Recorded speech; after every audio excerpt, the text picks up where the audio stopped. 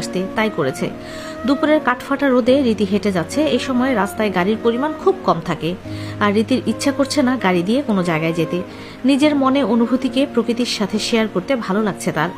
তবে দুপুরে কিছু বখাটে ছেলেরা চায়ের দোকানে বসে বসে চা খেতে থাকে। সামনে দিয়ে রীতিকে হেঁটে যেতে দেখে। তারা দোকান থেকে বলে ওঠে, আরে সুন্দরী, এই দুপুরে কোথায় যাও শুনি? আমাদেরও সাথে নিয়ে যাও সুন্দরী। তোমার নাম কি সুন্দরী? রীতির বিরক্ত লাগছে বিষয়টা, কিন্তু সে কোনো কথা বলে না। এদের সাথে কথা বলতে গেলে নিজেই ঝামেলা জড়িয়ে পড়বে। রীতি হেঁটে যেতে থাকে, তবে ছেলেরা নিজেদের বসার জায়গা থেকে উঠে দাঁড়িয়ে যায় আর রীতির পেছন পেছন হাঁটতে থাকে। রীতিকে বিরক্ত করতে থাকে। রীতি একটু জোরে হাঁটা শুরু করে।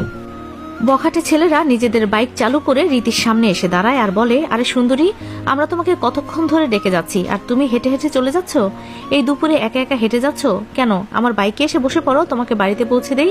না, দরকার নাই, আমি একা যেতে পারবো, আর আমার হাত পা আছে, তাই কোনো সমস্যা হবে না। যদি বিরক্ত না করেন তাহলে খুশি হব।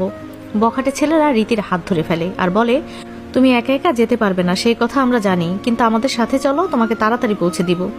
রীতি ওর হাত ছাড়িয়ে নেওয়া ট্রাই করতে থাকে, কিন্তু ওরা জোর করতে থাকে। রীতির রাগ উঠে যায় আর বলে, দয়া করে আমার হাতটা ছেড়ে দেন, আমার লাগছে। আমার আব্বু যদি জানতে পারে আপনাদের অবস্থা কিন্তু খারাপ করে ফেলবে, তাই হাতটা ছেড়ে দেওয়ার অনুরোধ করছি।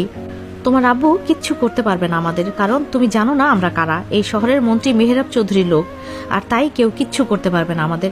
মেহরাবের নামটা শুনে রীতির রাগ 2 গুণ বেড়ে যায়। তাই রীতি হাতটা ছাড়িয়ে নেয়, বখাটেদের গালে একটা থাপ্পড় দেয় আর বলে, শোন, তোরা কার লোক সেটা জেনে আমার কোনো কাজ নাই। তোরা আমার হাতটা ধরলি না, সেই জন্য থাপ্পড় দিয়েছি। আর কি বললি?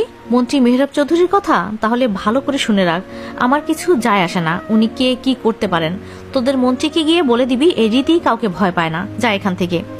মেয়ে, তোর এত বড় সাহস, তুই মেহরাব চৌধুরীর লোকদের গায়ে হাত দিলি? তোকে তো আমার সাহস কতটা সেটা তুই ভালো করে বুঝতে পারবি। শোন, আমার চাচা এই শহরের কমিশনার, তাই এইসব ভয় আমাকে দেখাবি না।